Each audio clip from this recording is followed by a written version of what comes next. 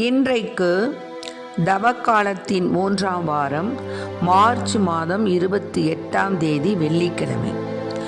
இன்று தேவன் நமக்கு தரும் ஜீவநீர் ஊற்றான இறை வார்த்தைகள் புனித மார்க் எழுதிய நற்செய்தி இயல் 12 இறை வார்த்தைகள் 28 34 முடிய. அக்காலத்தில் மறைநூல் அறிஞருள் ஒருவர் இயேசுவை அணுகி வந்து, அனைத்திலும் முதன்மையான கட்டளை எது என்று கேட்டார். அதற்கு இயேசு, இஸ்ரேலே கேள், நம் ஆண்டவராகிய கடவுள் ஒருவரே ஆண்டவர். உன் முழு இதயத்தோடும் முழு உள்ளத்தோடும் முழு மனதோடும் முழு ஆற்றலோடும் உன் ஆண்டவராகிய கடவுளிடம் அன்பு கூர்வாயாக என்பது முதன்மையான கட்டளை. உன் மீது நீ அன்பு கூறுவது போல் உனக்கு அடுத்திருப்பவர் மீதும் அன்பு கூர்வாயாக என்பது 2ஆம் கட்டளை. இவற்றை விட மேலான கட்டளை வேறு எதுவும் இல்லை என்றார். அதற்கு மறைநூல் அறிஞர் அவரிடம், நன்று போதகரே, கடவுள் ஒருவரே, அவரை தவிர வேறு ஒரு கடவுள் இல்லை என்று நீர் கூறியது உண்மையே. அவரிடம் முழு இதயத்தோடும் முழு அறிவோடும் முழு ஆற்றலோடும் அன்பு செலுத்துவதும், தன்னிடம் அன்பு கொள்வது போல் அடுத்திருப்பவரிடம் அன்பு செலுத்துவதும் எரி பலிகளையும் வேறு பலிகளை விட மேலானது என்று கூறினார். அவர் அறிவுத்திறனோடு பதில் அளித்ததைக் கண்ட இயேசு அவரிடம், நீர் இறையாட்சி நின்று தொலையில் இல்லை என்றார். அதன்பின் எவரும் அவரிடம் எதையும் கேட்க துணியவில்லை. ஆண்டவரின் அருள்வாக்கு. கிறிஸ்துவே மக்கு புகழ். மகிழ்வோம் மகிழ்வோம், தினம் ஆக மகிழ்வோம், இயேசுராஜன் நம் சொந்தமாகினார். இந்த பாதளத்தின் சொந்தக்காரர் அவர், எந்த உள்ளத்தில் சொந்தமானார். மகிழ்வோம் மகிழ்வோம், தினம் ஆக மகிழ்வோம், இயேசுராஜன் நம் சொந்தமாகினார். இந்த பாதளத்தின் சொந்தக்காரர் அவர், எந்த உள்ளத்தில் சொந்தமானார். ஆனந்தமே பரமானந்தமே, இது மாபெரும் பாக்கியமே. ஆனந்தமே பரமானந்தமே, இது மாபெரும் பாக்கியமே. இந்த பாதளத்தின் சொந்தக்காரர் அவர், எந்த உள்ளத்தில் சொந்தமானார். சின்னம் சிறு வயதில் என்னை குறித்து விட்டார், தூர போயினும் கண்டு கொண்டார். சின்னம் சிறு வயதில் என்னை குறித்து விட்டார், தூர போயினும் கண்டு கொண்டார். தமது ஜீவனை எனக்கும் அளித்து ஜீவன் பெற்றுக்கொள் என்றுரைத்தார். தமது ஜீவனை எனக்கும் அளித்து ஜீவன் பெற்றுக்கொள் என்றுரைத்தார். ஆனந்தமே பரமானந்தமே, இது மாபெரும் பாக்கியமே. ஆனந்தமே பரமானந்தமே, இது மாபெரும் பாக்கியமே. இந்த பாதளத்தின் சொந்தக்காரர் அவர், எந்த உள்ளத்தில் சொந்தமானார். இந்த பாதளத்தின் சொந்தக்காரர் அவர், எந்த உள்ளத்தில் சொந்தமானார்.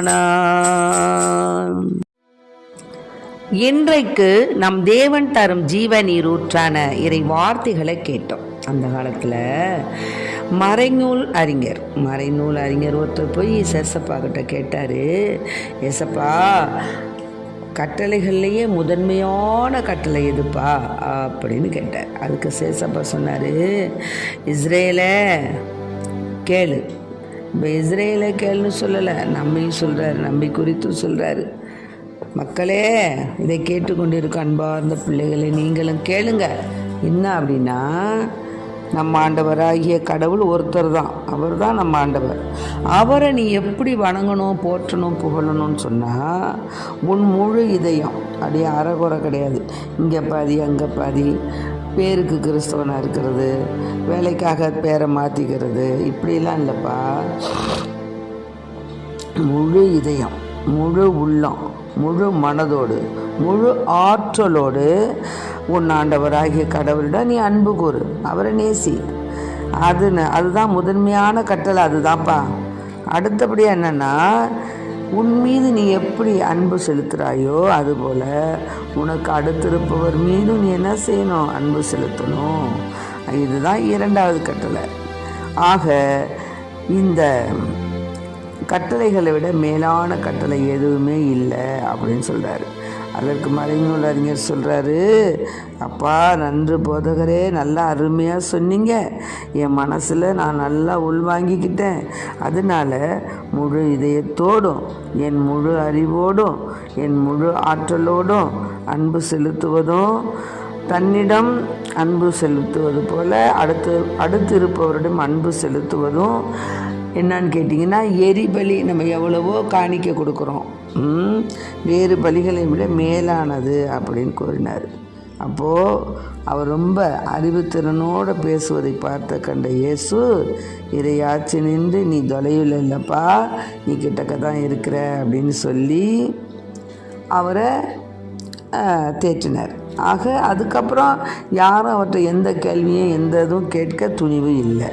அதனால் அன்பு பிள்ளைகளை, இன்று இதை கேட்டுக்கொண்டிருக்க என் அன்பார்ந்த பிள்ளைகளை, நம் தேவனாகிய இறைவன் ஒருத்தர் தான். அவரை மட்டுமே நாம் வணங்கி ஸ்துதித்து அவரிடம் நம் தேவைகளை கூறி அவர் எல்லாவற்றையும் பார்த்து கொண்டிருக்கிறார். நீ என்ன செஞ்சாலும் பார்க்கிறார். நீ நினச்சிக்கிட்டு இருக்கலாம் நம்ம என்ன செஞ்சாலும் அது தவறு அப்படிங்கிறது நம்ம தெரிஞ்சு செஞ்சாலும் நம்மளுக்கு ஒன்றும் தெரியாது, யாரும் நம்மளை பார்க்கல, யாரும் நம்மளை கேட்கலைன்னு நினைக்கக்கூடாது. அதை யார் பார்த்துக்கிட்டு இருக்கா? உன் தேவனாகிய ஆண்டவர் பார்த்து கொண்டு இருக்கிறார். அவர் தான் உனக்கு எல்லாம் தருபவர். ஆகவே நீ வாழ்நாட்கள் எல்லாம் ஆண்டவரை முழு இதயம்னா என்ன? அப்படியே உன் இதயத்தில் அறகுறையாக இருக்கக்கூடாது. அந்த சந்தர்ப்பத்துக்கு தகுந்த மாதிரி சாமியை கும்பிடக்கூடாது, சந்தர்ப்பத்துக்கு தகுந்த மாதிரி கோயிலுக்கு வரக்கூடாது, சந்தர்ப்பத்துக்கு தகுந்த மாதிரி கட்டளைகளை நேசிக்கக்கூடாது. எல்லா நிலையிலையும் முழு இதயத்தோடு, முழு ஆன்மாவோடு, உன் முழு ஆற்றல், உனக்கு எவ்வளவு பலன் இருக்குதோ அத்தகைய பலனோடு நீ என்ன செய்யணும்? ஆண்டவரை புகழணும், அவரை ஏற்றுக்கொள்ளணும், முழு மனதாக ஏற்றுக்கொள்ளணும். அதுதான் எரிபலிகளையும் மற்ற பலிகளை விட மேலானதுன்னு சொன்னார். நீ ஆண்டவரை முழுசாக ஏற்றுக்காமல் ஏதோ பேருக்கு வந்தோம், போனோம், கோயிலுக்கு வந்தோம், திருப்பலியை கண்டோம், ஏதோ நம்மளால் எந்த காணிக்கையை கொடுத்தோம் அப்படின்னு நினச்சின்னா அது எந்த பலனும் தராது. நீ அடிப்படையில் ஆழ்ந்த விசுவாசத்தோடு, ஆபிரகாமுக்குள்ள அந்த நம்பிக்கையோடு நீ ஆண்டவரை என்றென்றும் உன் முழு மனசு, உன் முழு இதயம் அதோடு நீ ஆண்டவரை ஏற்றுக்கொண்டு அடுத்திருப்பவரையும் நீ நேசிப்பாயானால் உனக்கு எல்லாமே கைகூடும் அப்படின்னு சொல்கிறேன். ஆகவே அன்பு பிள்ளைகளை, இந்த தவக்காலத்தில் நாம் இறைவனை தேடி போக வேண்டும். இறைவன் அதாவது ஒரு அடி எடுத்தால் போதும் ஓடி வந்தணைக்கும் தெய்வம், பாவத்தை எண்ணவே மாட்டார், பாசத்தை நிறைவாய் பொழிவார். அவரிடம் இருந்தது அன்பே, அவரிடம் இருப்பதும் அன்பே. ஆகவே அவரிடத்தில், ஆண்டவரிடத்தில் இருக்கக்கூடியது அன்பு தான். ஆகவே அத்தகைய அன்பின் தெய்வம், அன்பின் சுரூபம், அன்பின் பாசம், அன்பின் நேசம், அன்பின் இருப்பிடமாகிய நம் ஆண்டவரை நாம் முழு இதயத்தோடு, முழு மனதோடு, முழு ஆற்றலோடு என்றென்றும் அவரை சேவிக்க ஆண்டவரிடம் வரம் கேட்போம். ஆமேன். Praise the lord. மரியே வாழ்க.